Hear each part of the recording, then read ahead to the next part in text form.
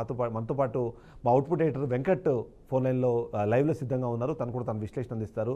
వెంకట్, ఇక్కడ మనం చాలా క్లియర్గా చూస్తున్నాము, కవితకు సంబంధించిన ఇష్యూలో ఆమె పోరాడుతోంది ప్రతిపక్షాలతోనో లేకపోతే విపక్షాలతోనో కాదు, సొంత పక్షంతోనే, సొంత అన్నతోనే ఆమె పోరాడుతోంది అన్నదైతే మనకు వినిపిస్తుంది, అర్థమవుతుంది. సో మీ విశ్లేషణ ఏంటి, మీరేం అబ్జర్వ్ చేశారు?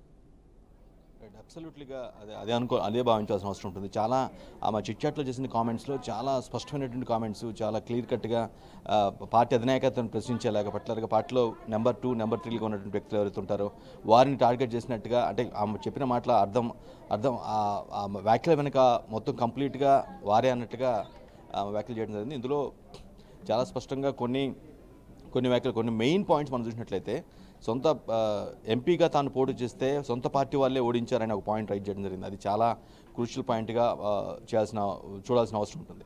అవి కాకుండా తన తండ్రికి లేఖ రాస్తే మీకు పోయేదేంటి, మీకు నొప్పేంటి అని ఇంకో పాయింట్ రైట్ చేయడం జరిగింది.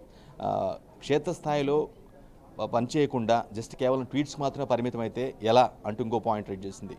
ఈ కొన్ని పాయింట్స్ ఏవైతే ఉన్నాయో, బీజేపీలోకి బీఆర్ఎస్ విలీన ప్రతిపాదన స్పష్టంగా జరిగిందని చెప్పడం జరిగింది. అట్ ది సేమ్ టైం అది తాను జైల్లో ఉన్నప్పుడు తనపై కుట్రలు, ఢిల్లీలో ఉన్నప్పుడు తనపై కుట్రలు జరిగాయని పాయింట్స్ చేయడం జరిగింది.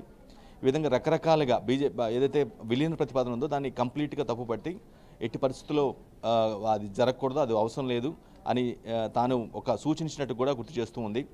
అంతేకాదు తాను ఎటువంటి పదవిని అడగలేదు, కేసీఆరే తనకి పదవి ఇచ్చారు, జిల్లాలో ప్రోటోకాల్ ఉండాల్సిన అవసరం ఉంటుంది కాబట్టి ఖచ్చితంగా మీరు ఎమ్మెల్సీగా ఉండాల్సిన అవసరం ఉందన్నట్టు సొంత పార్టీ నేతలే తనను ఎంపీగా పోటీ చేస్తే ఓడించారని చెప్తూనే ఆ విషయాన్ని కూడా ప్రస్తావించడం జరిగింది. కేసీఆరే స్వయంగా తనకి పదవి ఇచ్చారని, ఈవెన్ గర్భవతిగా ఉన్న సమయంలో నేను పార్టీ కోసం పనిచేశాను, పార్టీ అంటే అంత ఇష్టం, అంతగా శ్రమించాను, అలాంటిది తనకే ఇటువంటి పరిస్థితి వచ్చింది. ఈ విధంగా కొంత కుట్రలు చేయటం, కొంతమంది కోవట్లు తనపై కుట్ర జరిగేలా, కొంతమంది అంటే పార్టీలో ఉన్నటువంటి కీలక వ్యక్తుల ఆదేశాల మేరకు ఆ కోవట్లు కూడా పనిచేస్తూ ఉన్నారు.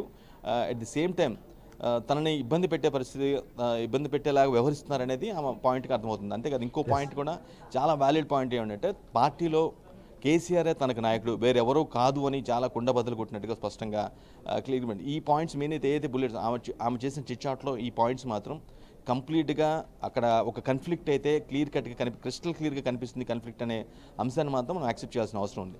సో ఈ సందర్భంలో ఒకటి, ఎలక్షన్లకు చాలా కాలం సమయం ఉంది. ఇప్పుడు మనము రీసెంట్గా ఇప్పుడు ఆలోచిస్తే 2 ఎన్నికలకు సంబంధించి ఒక డిస్కషన్ జరుగుతుంది. ఒకటి ఏదైతే లోకల్ బాడీ ఎలక్షన్స్, 2 జిహెచ్ఎంసీకి సంబంధించిన ఎలక్షన్స్, 2 చాలా కీలకమైన ఎలక్షన్స్.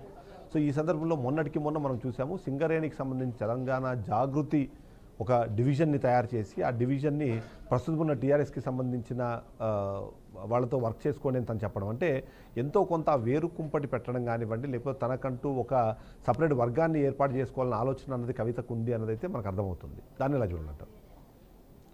ఐడెంటిటీ క్రైసిస్ కోసం ప్రయత్నిస్తున్నారనేది మాత్రం కొంత జరుగుతున్న పరిణామాలు చూస్తే మాత్రం స్పష్టంగా అర్థమవుతుంది. గత కొన్ని రోజులుగా, అంటే ఆ లేఖ బయటపడినప్పటి నుంచి, లేదంటే అంతకుముందు జరిగిన కొన్ని పరిణామాలు కావచ్చు, ఇవన్నీ లేఖ బయటపడక ముందు వరకు అంతా ఫ్లేరప్ అయిన, అంతగా ఈ కన్ఫ్లిక్టు, ఈ భేదాభిప్రాయాలు అనేది బయటకు వచ్చిన సందర్భాలు ఏదో ఇంటర్నల్గా మేబీ కొంతమంది తెలిసి ఉండొచ్చు. కానీ బట్ ఎప్పుడైతే ఆ లెటర్ బయటికి రావడం, దాని మీద ఆమె మాట్లాడడం, దాని మీద మీడియా ప్రతినిధులు అడిగి దాన్ని స్పందించడం, దానికి కేటీఆర్ రియాక్ట్ అవ్వటం, మళ్ళీ ఇప్పుడు దానికి రీకౌంటర్గా ఆమె చిట్చాట్లో ఈ విధంగా వ్యాఖ్యలు చేయటం, ఇవన్నీ కూడా కొంత పార్టీలో తనకి ఐడెంటిటీ మిస్ అయింది, ఏదో మామూలుగా చూస్తున్నారు తప్పించి అన్న ప్రాస్పెక్ట్లో ఉన్న నేపథ్యమే కనిపిస్తుందా. దానికి తగ్గట్టుగానే ఈరోజు చేసినటువంటి వ్యాఖ్యలు, చిట్చాట్లో చేసిన వ్యాఖ్యలు మొత్తం కూడా అవే అంశాన్ని గుర్తించేలాగా అర్థమవుతుంది. అఫ్కోర్స్ మీరు చెప్పినట్టుగా కొన్ని ఆమె చేసిన పోరాటాలు ఏవైతే ఉన్నాయో అవి బీసీ రిజర్వేషన్ కావచ్చు, లేదంటే మహిళలకు 33% రిజర్వేషన్ కావచ్చు, లేదంటే జ్యోతిరావు పూలే సంబంధించినటువంటి వ్యవహారం కావచ్చు, ఈ అంశాలన్నీ కూడా కొంత బీఆర్ఎస్ ఏదైతే నెగ్లెక్ట్ చేస్తూ వచ్చిందో వాటిని హైలైట్ చేస్తూ, అంటే ఇవి మనం మిస్ చేసాం, మనం వాటి కోసం మనం పోరాడాల్సిన అవసరం ఉంది అంటే ఏదైతే మిస్ చేశారో వాటిని హైలైట్ చేసే విధంగా ఈ పోరాట ప్రతిమ కూడా మనకి కనిపిస్తుంది. ఆ మూడు అంశాలు కూడా చాలా రీసెంట్ టైమ్స్లో, అంటే ఆమె పొలిటికల్ గ్రాఫ్లో చూసినట్లయితే ఆ 3 పెద్ద ఉద్యమాలుగా మనం చూడాల్సిన అవసరం ఉంది. సో ఆఫ్ కోర్స్ దానికి సంబంధించి ఇవన్నీ కూడా ఈ ప్రాస్పెక్ట్, ఈ లైన్ ఆఫ్ వే మొత్తం కూడా అలానే స్పష్టంగా అనిపిస్తూ ఉంది. అంటే ఓవరాల్గా ఏంటంటే బీఆర్ఎస్ వర్కింగ్ ప్రెసిడెంట్ కేటీఆర్తో, అంటే సొంత సోదరుడితో విభేదాలు ఉన్నాయి అనేది మాత్రం అర్థమవుతుంది. ఆమె చేసిన వ్యాఖ్యలు కావచ్చు, జరుగుతున్న పరిణామాలు కావచ్చు, ఆ లేఖ దగ్గర నుంచి ఈ రోజు జరిగినటువంటి వ్యాఖ్యల వరకు కూడా స్పష్టంగా అర్థమవుతూ ఉంది.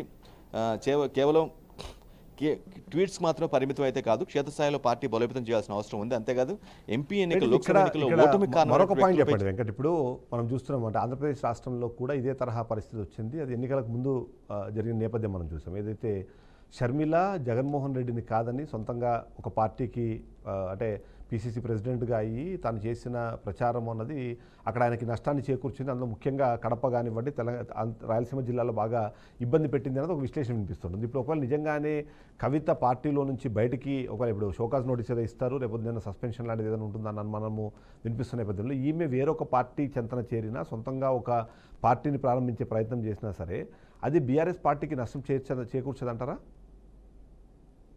ఏదైతే ఏపీలో జరిగిందో, ఏపీలో డ్యామేజీ వైఎస్ షర్మిల ద్వారా వైఎస్ జగన్ జరిగిందో ఆల్మోస్ట్ అటువంటి డ్యామేజ్ జరిగే అవకాశం కనిపిస్తుంది. ఇక్కడ కనుక ఒక కొత్త పార్టీని ఫ్లోట్ చేసినా, లేదంటే వేరే ఉన్న పార్టీలోకి వెళ్ళి ఆ పార్టీని డివైడ్ చేసే ప్రయత్నం చేసినా సరే ఖచ్చితంగా బీఆర్ఎస్ బలహీనం అయ్యే ఛాన్స్ స్పష్టంగా కనిపిస్తుంది. ఈ అంశాన్ని స్వయంగా కవితే ఈరోజు చేసిన చిట్చాట్లో కూడా ఒప్పుకోవడం జరిగింది. ఎందుకంటే బీఆర్ఎస్ బలహీనపడిందంటే ఖచ్చితంగా కాంగ్రెస్ బీజేపీ బలపడతాయి. సో ప్రత్యామ్నాయ శక్తిగా ఉండే అవకాశం కూడా ఉండదు బీఆర్ఎస్కి అనే విషయాన్ని కూడా చాలా క్లియర్ కట్గా ఆమె చెప్పడం జరిగింది. సో ఖచ్చితంగా కవిత కానీ అటువంటి ప్రయత్నం చేసినట్లయితే మాత్రం బీఆర్ఎస్కి డ్యామేజ్ జరిగే అవకాశం కనిపిస్తున్నది. కానీ ఇదంతా ఒక